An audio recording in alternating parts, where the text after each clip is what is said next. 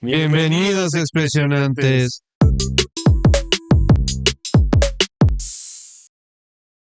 Ya estamos en el episodio 7, lo acabamos de revisar de este bonito podcast. Y una vez más nos encontramos en formato de solo de audio. Puro audio. Y pues esperemos que les guste el tema del día de hoy, el cual es, Marín. Asesinos seriales. ¿Cereales o cereales? No, cereales. Cereales. No bueno, cereales. Sí, ya saben Cereales. que es el chiste clásico. Pero hoy justamente vamos a hacer un episodio doble sobre este tema. Entonces, tú me vas a platicar de 2 asesinos este capítulo, y yo el siguiente te voy a platicar de 2 asesinos, que la verdad es un tema bastante... Es extenso porque hubo muchos... Si me permites empezar. Sí, claro. Hubo una época, no sé qué le dio en Estados Unidos por los años 70, que hubo una fiebre de asesinos seriales que se volvieron realmente famosos, que forma parte de la cultura pop. Y yo te voy a hablar de algunos, bueno, 2. De 2 que como que fueron los primeros, por así decirlo, los pioneros, los primeros asesinos que nacieron en Estados Unidos. Y el primero es, a ver si se te hace conocido, John Wayne Gacy. John Wayne Gacy. Gacy. Sí, más o menos. Ok. Bueno, yo te cuento, era un señor que nació en Estados Unidos en el año 1972 en Chicago, Illinois, en una familia de ascendencia polaca y danesa. Aquí vamos a tener varios tipos de psicología y que van a decir, pero muchos de los asesinos comparten estas características similares de su infancia, porque todo depende de la infancia, de cómo fue el de los asesinos. Y su infancia de este asesino fue de que su padre era un alcohólico y abusaba físicamente de su familia. Debido a esto, el niño recayó en una depresión. Obviamente a sus padres les valió gorro. Se había quedado en depresión. Y de tanta depresión, pues para calmar esa culpa, esa depresión, empezó a comer de más. Y cuando creció, pues tuvo obesidad. Y cuando entró a la escuela, los niños pues obviamente le hacían bullying de que estaba gordo, lo fastidiaban, lo golpeaban. Y pues ahí te das cuenta que la infancia de un asesino pues es muy... Pues muchas veces muy difícil. No es buena, ¿no? Sí, o sea, como dices, son estos elementos de que está el descuido de los papás, ¿no? Primero. Después que se ve que está como proyectando todo lo que tiene encerrado en esta parte de comer bastante. Y luego, pues imagínate el bullying social. Y en una época que es como formativa. Que casi a casi nadie le importaba lo que hacían los niños, porque obviamente lo veían como un juego. Cuando este asesino creció, fue arrestado en 1978 después de que la policía lo investigara por su primera desaparición. Porque antes de eso, de todo esto, se casó 2 veces y tuvo una hija con su primera esposa. Pero su vida personal estaba marcado por problemas sexuales y relaciones homosexuales. O sea, se dio cuenta que le gustaban los hombres. Le gustaban los hombres. Y a mediados de todo esto, pues quedó sin trabajo, para poder pagarle lo de su hija, la escuela y todo eso. Así que decidió meterse como a este mundo de hacer fiestas infantiles. Y ahí adoptó su personaje, que lo conocen ahora y se le conoció como el payaso Pogo. El payaso. Y aquí es donde te digo que es donde empieza su primera desaparición de un niño. El niño se llamaba Robert Peace y ese fue el primero de sus casos. Fue uno de los más fuertes porque se reveló que este asesino lo que hacía con los niños es que se los llevaba a una parte aparte, o sea, sola de la familia, de la casa, de los niños, apartado, y solamente lo engañaba con lo típico de dulces.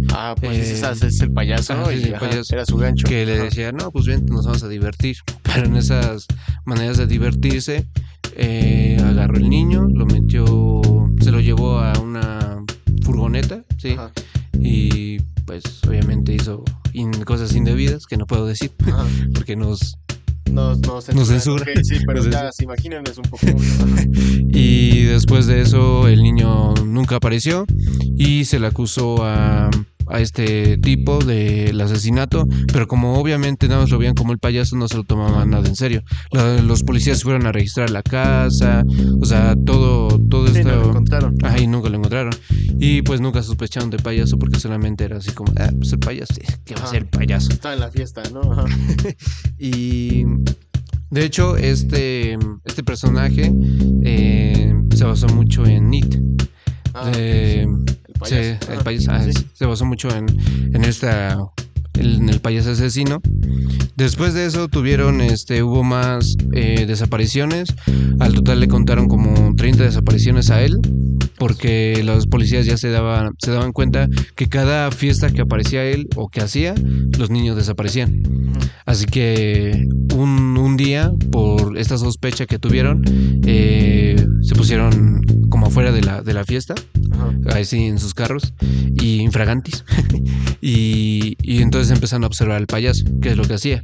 Al principio notaron que el número que hacía era completamente normal, sí, hasta que se dieron cuenta que sí, efectivamente, escogía a un niño al azar, se lo llevaba lejos. Y entonces aquí fue cuando los policías se bajaron del coche, así como de, oye, ¿qué onda? Fueron a ver y efectivamente este asesino pues fue arrestado en diciembre de 1978, después de que la policía lo investigara por la última desaparición que tuvo, y hubo 33 desapariciones a su... Okay, sí. Y fue condenado a muerte y ejecutado por una inyección letal el 10 de mayo de 1994. Salieron muchas series de este personaje. Sí, una serie, una película. De hecho lo convirtieron en creepypasta, sí. Y ese es su arte y es un legado que dejó este asesino. Durante un tiempo en prisión se dedicó a la pintura. Y creó obras de arte que reflejaban su personalidad y obsesiones. Te voy a hablar más de este comportamiento psicológico, de por qué estos asesinos hacen o por qué toman estas características. Lo que notaron de este asesino fue su narcisismo y su egocentrismo, que más adelante tenía de otro asesino que realmente comparten lo mismo. Sí, claro. Gacy tenía una personalidad muy narcisista y egocéntrica, lo que le permitía manipular y engañar a sus víctimas, sí, que obviamente era más fácil porque eran niños. Sí. No, es muy público vulnerable. Sí. Después tenemos otro que es su falta de empatía. Gacy mostraba una falta total de empatía hacia las víctimas, o sea, él actuaba, o sea, trataba de estar en personaje, pero cuando realmente se quitaba el maquillaje, era una persona realmente que no tenía ningún sentimiento por lo que le hacía a sus víctimas. Y jamás hubo remordimiento de lo que les hizo a estos pobres niños. Sí, totalmente alienado de todas las acciones que llegó a hacer, ¿no? Sí. Tenía impulsividad y agresividad. Gacy tenía un temperamento muy explosivo. De hecho, su esposa también se quejaba mucho. Esto lo vimos porque en sus niñas veíamos que su padre era alcohólico y el niño tomó esas malas costumbres. Tenía mucha manipulación y engañaba a la gente, obviamente, con su número de payaso. Era un maestro, se le consideraba un maestro de la manipulación. Y su personaje del payaso Pogo fue para ganarse la confianza de estos niños. Y falta de control de impulsos, que es lo que decía, de que veía a un niño y no controlaba, trataba de controlar, pero al final no lo hacía y se balanceaba sobre sus víctimas y le hacía cosas feas. Okay, sí. Tenía trastornos de personalidad, mostraba características de personalidad antisocial incluyendo una falta de empatía y mucha agresividad. Se le catalogó como muy agresivo. Sí. Explosivo, ¿no? También. Sí. Trastornos de personalidad narcisistas. Es que todo se reduce mucho a su infancia. Sí, claro. Y por ejemplo, bueno, yo me acuerdo mucho de ver las fotos de este asesino. Y incluso en el maquillaje que él utilizaba, o sea, tú ubicas los maquillajes de payaso, e incluso es algo que llegué a notar, que los maquillajes generales son como figuras muy redondas, pues bastante amigable, ¿no? Incluso desde sus significados. Sí. Pero lo ves a él y su maquillaje es bastante extraño, ¿sabes? O sea, como que tiene estas figuras más triangulares. Incluso recuerdo que hasta como los colores y el acomodo decían como, no, pues es que está raro. Además, de que, como dices, su modus operandi era principalmente niños, porque bien se dice que los asesinos seriales tienen esta parte de o sea, sí asesinar, aprovecharse, pero obviamente es de una presa, digamos, débil. O sea, nunca se enfrentan directamente a alguien que se encuentre como en su mismo nivel de poder, por decirlo de algún modo. Y pues creo que es algo como que terminó por caracterizar generalmente a los asesinos seriales. Pero en este caso creo que es muy perturbador y muy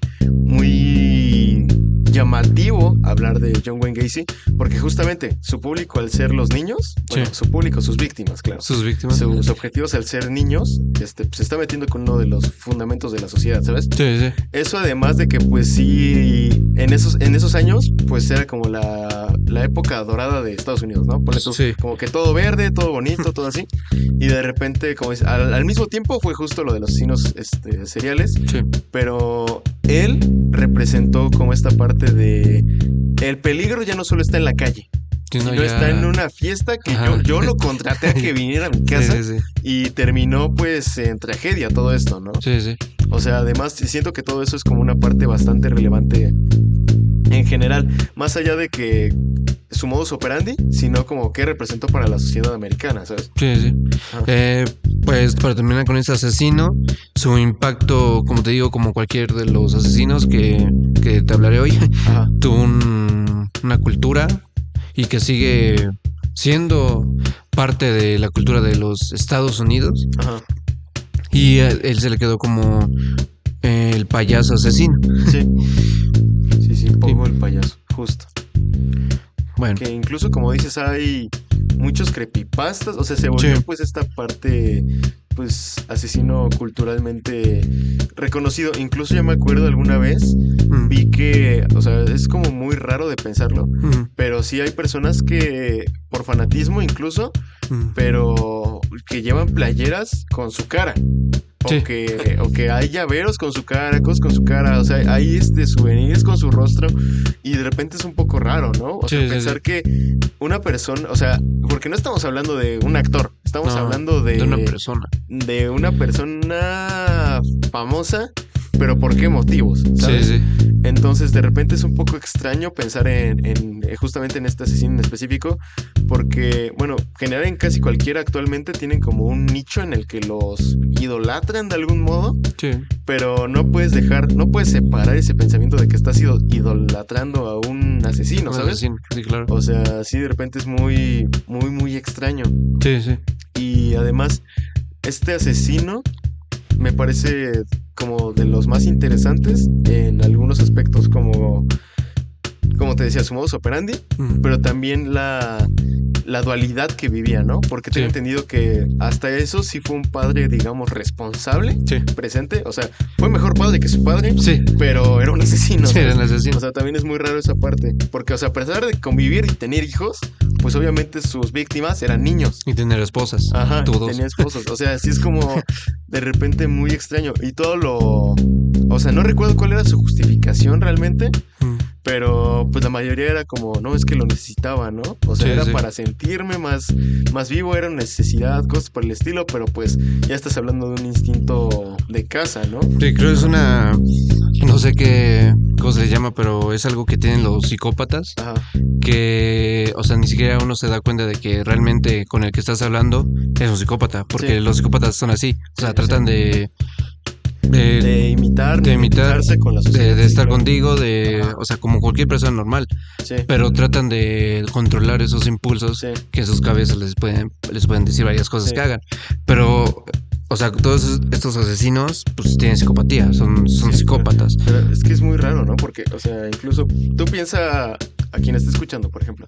O sea, no sé, tú piensa en un amigo que tengas, ¿no?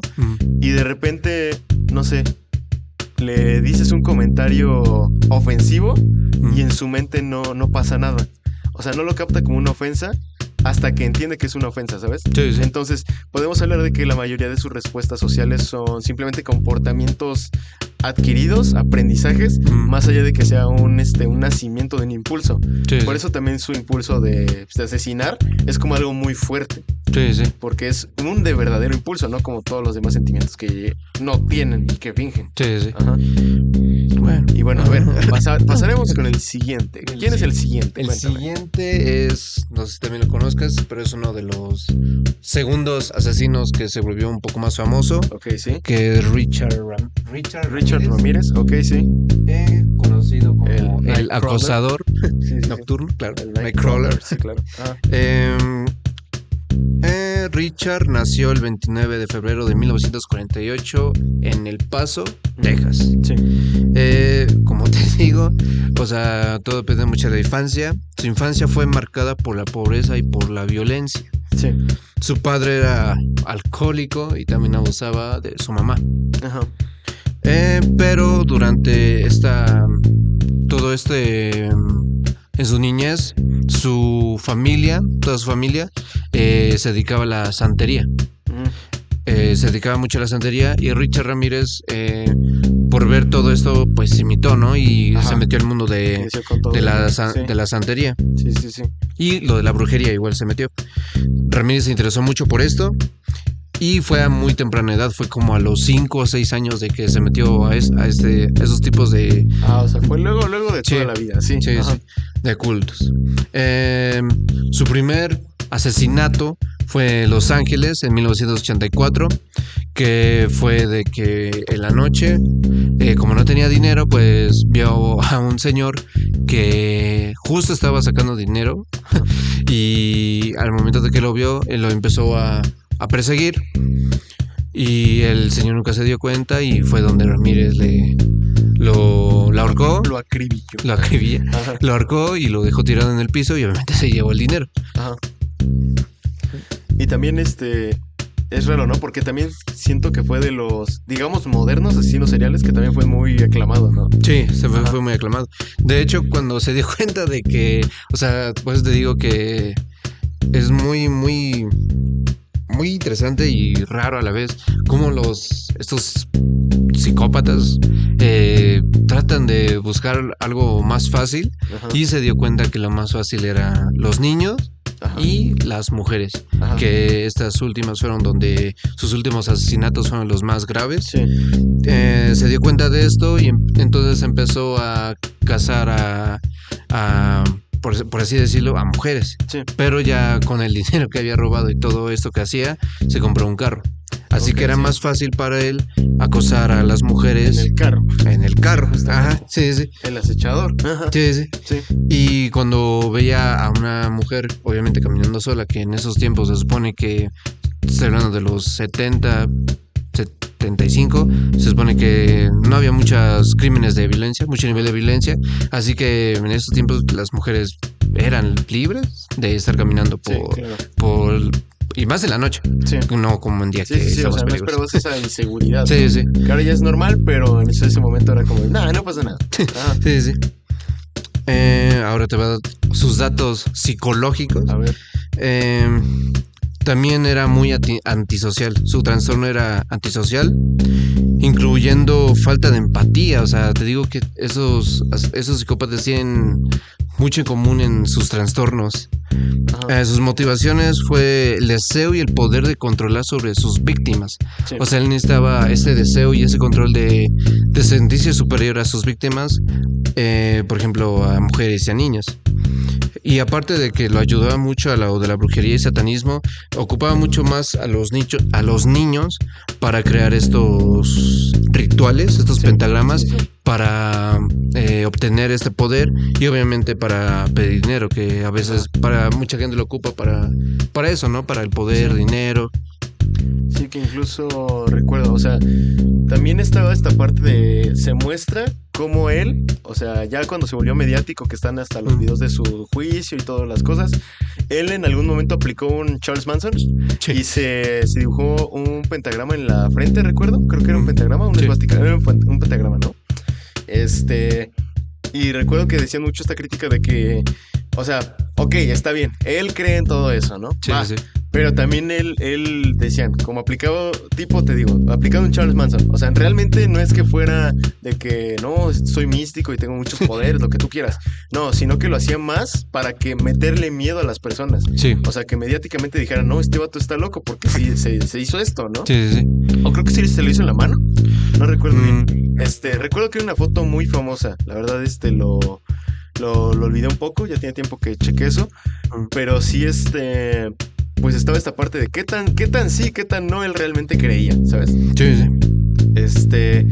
Y pues también otra cosa fue que durante sus años de actividad, bueno, ya te digo, ya en los juicios y todo eso, como era televisado, pues también te digo lo mismo, adquirió muchísimos fans, hombres, mujeres, y pues es raro, ¿no? Sí, es muy raro. No sé si es raro de las personas que se sienten atraídas o identificadas con él, porque piensan de que a lo mejor como él es libre de hacer lo que quiere, pues yo también, ¿no? Sí. O sea, pero es muy raro, ¿no? No sé quién es el más raro, si el psicópata o los que lo siguen, ¿no? O tratan de identificarse con él. Sí. Que de hecho también es que te digo que fueron muchos asesinos. El más, también otro conocido fue Ted Bundy. Sí, claro. Que lo más raro de ese asesino fue la belleza de estaba guapo, ¿no? Pero justo eso le sirvió de gancho para sus víctimas. Claro, pero aparte también le ayudó mucho para no meterse en tantos problemas. Sí, de hecho, mucha gente trató de sacarlo de la cárcel porque a Ted Bundy ya lo habían arrestado. Sí. Pero mucha gente se puso a su favor diciendo, no lo saquen.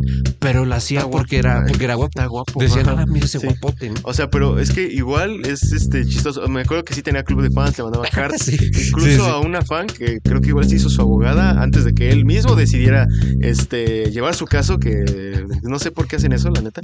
Pues la embarazó y tuvo una hija mientras él estaba en el corredor de la muerte. Imagínate eso. Sí. O sea, está loquísimo.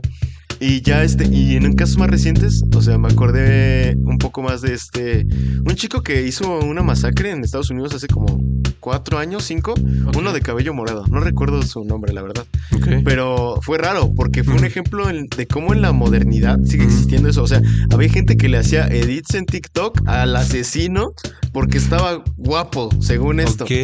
O sea, y es muy raro, o sea, porque uno piensa, ya estamos lejos de esas cosas. No, o sea, la gente lo sigue haciendo, solamente que ahora se volvió más viral y no fue de que le mandaran cartas, le hacían TikToks, ¿no? O sea, ¿te imaginas en esa época que ya existía el internet?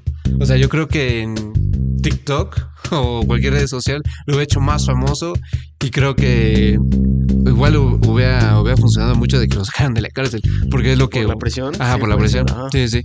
Pues es que te digo, es muy, muy, muy extraño. Pero bueno, continuando con Richard Ramírez, ¿qué más tienes que decirme de él? Richard Ramírez lo culparon por 14 asesinatos, 5 intentos de asesinato múltiples de cargo de robo. El primero sí lo hizo, pero nadie se dio cuenta. Así que son 6. Y violación. Sí. Ramírez fue sentenciado a muerte igual y pasó 23 años en el corredor de la muerte.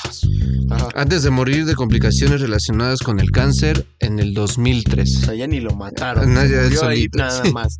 Pero es que imagínate, es algo muy cañón del corredor de la muerte, ¿sabes? Sí. Porque al menos como alguna vez yo lo investigué y me lo explicaron también, o sea, tú te meten al corredor, literal, es un corredor, un pasillo con cuartos. Sí. Y todos los días puede ser tu último día. O sea, imagínate la tortura psicológica de que, hoy estoy vivo, pero mañana después, al despertar, puede ser que me despierten y me digan, hoy te vamos a matar. O sea, está potente. Sí, puede ser, pero no sé si, es que no te puedo decir como piensen realmente ¿En ese momento? los psicópatas. No, sí, los si les psicópatas. parece diferente o Ajá. sí, claro. Sí. Yo creo que como siendo psicópatas de que ya te das cuenta de que, bueno, para los psicópatas, una vida humana es cualquiera. Ajá. O sea, le da igual. Yo creo que si así piensas sobre los demás, yo creo que así piensas sobre él. O sea, yo creo que Ajá. sería así de que, pues me da igual, ¿no? Sí. Yo creo que... No sé, porque, o sea, de repente sí, o sea, es esta parte, ¿no? Como de, si bien están asesinando y cometiendo actos ilícitos, robo, lo que sea, o sea, hay personas que saben que está mal y hay personas que saben que está mal y aún así lo hacen. Ok. ¿Entiendes? O sea, aún así sería más como también pensarlo desde este punto de, ok, si de plano no te importaba lo que te fuera a suceder, o sea, si te da como indiferencia incluso tu propia vida, ¿por qué estás queriendo no ir al corredor de la muerte? ¿Por qué estás no queriendo ser atrapado?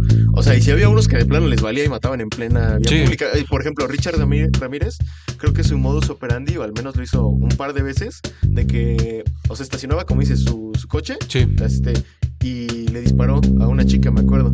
O sea, literal era, pum, llego, se estaciona, pum, y ya se va. Y se iba. Y ya está ahí, o sea, ya no hizo nada más y la dejó ahí tirada muerta. Sí. Y imagínate el pánico en esos momentos, ¿no? O sea, sí. Está muy, muy cañón. No sé, era muy raro en esa época. No sé, en serio que en esa época las noticias, los periódicos, solamente de lo que hablaban eran asesinos y asesinos seriales. Seguimos con sus motivaciones. Que fue lo de poder y deseo. Sí, ajá. Y bueno, también está esto de... Recuerdo que en el caso también se hablaba mucho de que su principal influencia era un primo que tenía. Ajá. Okay. Pero este primo venía tocadísimo porque él estuvo en Vietnam. Ajá, en la guerra, imagínate. Sí. Entonces, pues casi de por sí siempre los exmilitares terminan con ese estrés postraumático, de traumas y todo. Ahora imagínate que ese fuera el ejemplo a seguir de una persona. Sí. ¿Sabes? De un niño. Entonces hablamos lo mismo de la crianza, la niñez. Y me parece que, si no mal recuerdo, un dato era que creo que no tenía papá, pero aún así su mamá estaba ausente. Sí. ¿Por qué? Porque pues tenía que chambear, ¿no? Básicamente. O sea, digo, no es justificación para ser un padre ausente. Sí. Pero al final de cuentas, pues tiene que entender esa parte de su contexto. No lo justifico, solo quiero recalcar el hecho de que pues comparte lo mismo que, por ejemplo, con John Wayne Gacy, ¿no? Sí.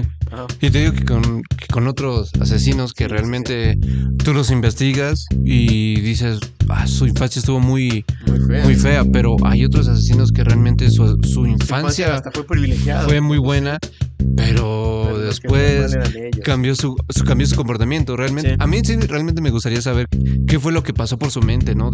¿Por qué quiso obtener este comportamiento y volverse en este psicópata? Sí, incluso pues es algo que siempre se ha querido investigar, ¿no? Incluso se han diseccionado cerebros de asesinos. A ver si que tienen diferencia. Hay algo, ¿no? ¿Qué tal si tienen algo de oro adentro, ¿no? Vale. Oye, que está vacío. Oye, no, sí, incluso recuerdo que decían que casi todos los asesinos tenían como la parte, digamos, del cerebro de las emociones y de la socialización como más chiquita, digamos, no está tan desarrollada como la de el pensamiento estratégico y cosas así, ¿sabes? O sea, ya ves que como que hay zonas. Sí. Algo así, si pueden búsquenlo, está bastante interesante.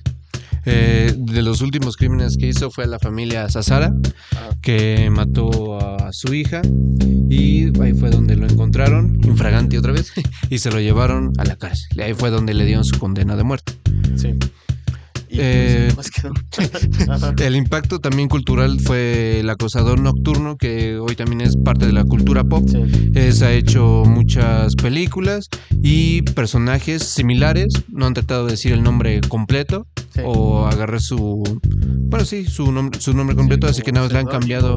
Nada más han agarrado su nombre. Ajá. Nada más una mención honorífica, si me permites. Fue Zodiaco, claro. Que no sé si ustedes han escuchado. Tenemos que hacerlo un capítulo completo. Eso puede ser que tú lo hagas en el próximo. O nada más estoy dando un pequeño adelante. Okay. El Zodiaco, es que no sé si decirle que fue uno de los casos que más me gustaron. Sí. Porque realmente me impactó mucho cómo es que este asesino jugaba con los policías, ¿no? Sí, Y jugaba sí. con las víctimas. Porque, por ejemplo, ahorita te das cuenta que es estrategia. Sí, claro. Eso Sí, es sí, totalmente estrategia. Sí. Además de esta parte te digo, como de decirles, no, ustedes son tontos y yo no. No, Sí. todos son tontos, menos yo. yo. O sea, era justo sentirse superior. Creo que es de los mayores complejos de estos personajes que estamos hablando en este momento. Porque si te das cuenta, lo mismo que te decía, de aprovecharse de quienes son inferiores en algún aspecto, o sea, principalmente de fuerza física, Sí. o que están desprevenidos. Es como decías, al señor del dinero lo estaba siguiendo, pero por la espalda.